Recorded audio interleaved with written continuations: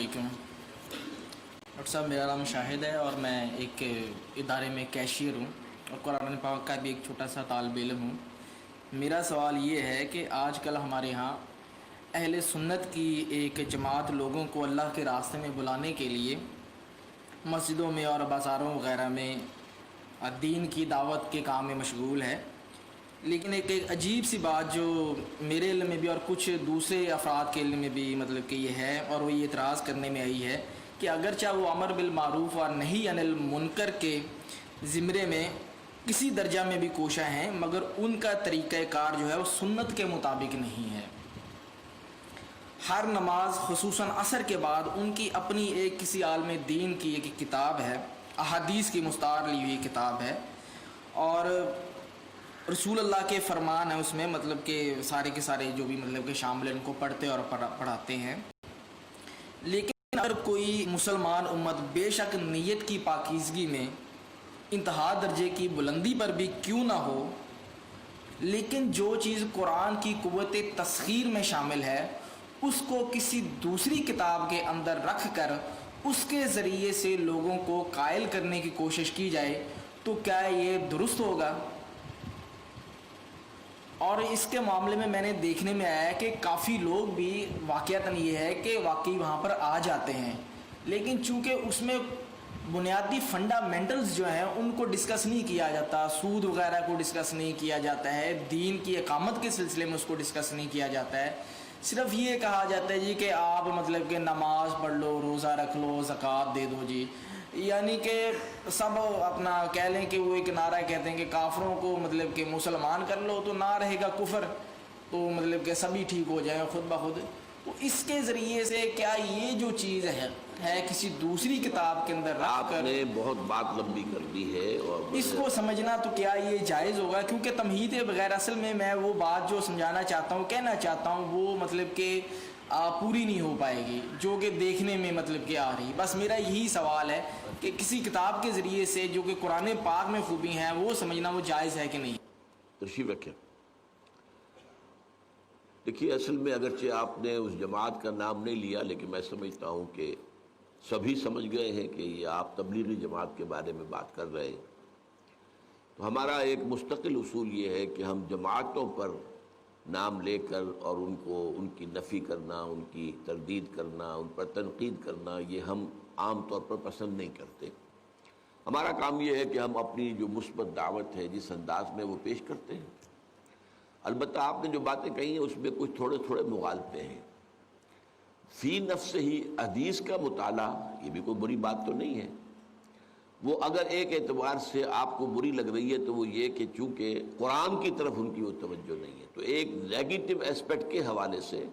ورنہ احادیث کا جو ہے مطالعہ جو ہے اس کو بیان کرنا، سننا، پڑھنا، یہ اپنی جگہ خود اس کے اندر نورانیت ہے، اس میں بھلائی ہے، اس میں فائدہ ہے۔ البتہ یہ ضرور ہے کہ اس کتاب میں ضعیف حدیثیں بھی بہت لے لی گئی ہیں، یہاں تک کہ موضوع احادیث بھی ہے۔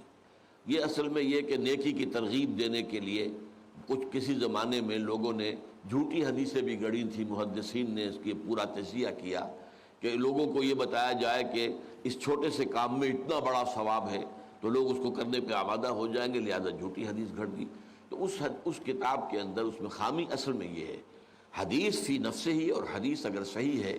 اور مستند ہے تو وہ تو نورانی ہے ہمارے لیے۔ البتہ اس کا کرنا تو اپنی جگہ پر صحیح ہے، لیکن اگر وہ قرآن کی جگہ لے لے تو یہ معاملہ غلط ہو جائے گا۔ تو یہ در حقیقت گر حفظ مراتب نہ کنی زندگی، سب سے پہلے قرآن ہونا چاہیے، اس کے بعد حدیث ہونی چاہیے۔ پہلی بات تو یہ ہے۔ دوسری بات یہ ہے کہ ان کے ہاں اصل میں وہ سارا زور جو آپ نے دیا ہے کہ جب سب ٹھیک ہو جائیں گے اسلام کا نظام آ جائے، یہ بات غلط ہے، اس کی ہم تردید کرتے ہیں کہ اگر صرف دعوت و تبلیغ سے اسلام قائم ہو سکتا تو حضور سے بڑا مبلغ اور داعی تو کوئی نہ ہوا ہے نہ ہوگا۔ جب حضور کو بھی اپنی دعوت کے بعد اور دعوت کے نتیجے میں جو آئے انہیں منظم کر کے جماعت بنا کر اور پھر باطل سے ٹکرایا نہیں حضور نے، اور پھر جنگوں کی نوبت نہیں آئی، اور جبکہ ان لوگوں کو بھی یقاتلون فی سبیل اللہ فیقتلون ویقتلون اس مرحلے سے نہیں گزرے، قتل کرتے بھی ہیں، قتل ہوتے بھی ہیں۔ غزوہ بدر میں 70 جو ہیں قرشی مارے گئے اور 14 صحابہ جو ہیں شہید ہوئے۔ غزوہ احد میں 70 جو ہیں صحابہ شہید ہو گئے۔ تو اس طریقے سے یہ تو ہوا ہے۔ لیکن اس کے بغیر اگر آپ سمجھیں اپنی جان دیے بغیر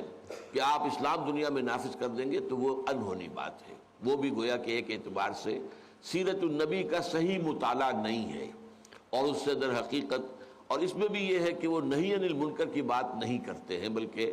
صرف جو ہے فضائل کے حوالے سے، اس کتاب کا نام بھی یہی ہے، فضائل. تو فضائل کے حوالے سے نیکی کی تلقین تو کرتے ہیں، لیکن ہم یہ کہتے ہیں کہ ٹھیک ہے اگر کسی کی تلقین سے ایک بے نمازی نمازی بن جائے، روزہ نہ رکھنے والا روزہ رکھنے لگے، داڑھی شیو کرنے والا داڑھی، تو اچھی بات ہے، بری بات تو نہیں ہے. لیکن یہ ہے کہ اگر آپ دین کا پورا تصور پیش نہیں کریں گے تو پھر وہی ہے،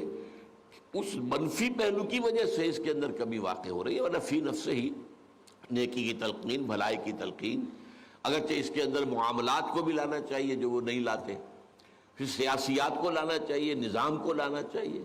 سب سے بڑی بدی جو ہے وہ نظام باطل ہے، نظام کفر ہے، اس کی نفی ہونی چاہیے، اس کے خلاف جد و جہد ہونی چاہیے. تو یہ ہے وہ چیزیں کہ جو کچھ ان کے ہاں نہیں ہے، اس کی وجہ سے جو کچھ وہ کر رہے ہیں وہ میرے نزدیک محدود سا ہو کر رہ گیا ہے. لیکن یہ کہ بہرحال پھر بھی کسی نہ کسی درجے میں فائدے سے خالی نہیں ہے. اب جو لوگ فرض کیجئے کہ ٹیلی ویژن پر بیٹھے رہے اور گھنٹوں لگا دیں، اب وہ اگر مسجدوں میں بیٹھتے ہیں اور وہاں پر جا کر جو ہے جو ذکر کرتے ہیں یا کچھ اور کرتے ہیں، رات کو مسجد میں سوتے ہیں اور صبح کو جو ہے تہجد کے وقت ہم جاگتے ہیں، تہجد پڑھتے ہیں، تو یہ کام بہرحال نیکی کے ہیں، اچھے ہیں. تو ہم ان کی اس طریقے سے مطلق جو ہے مخالفت اور تنقید نہیں کرتے.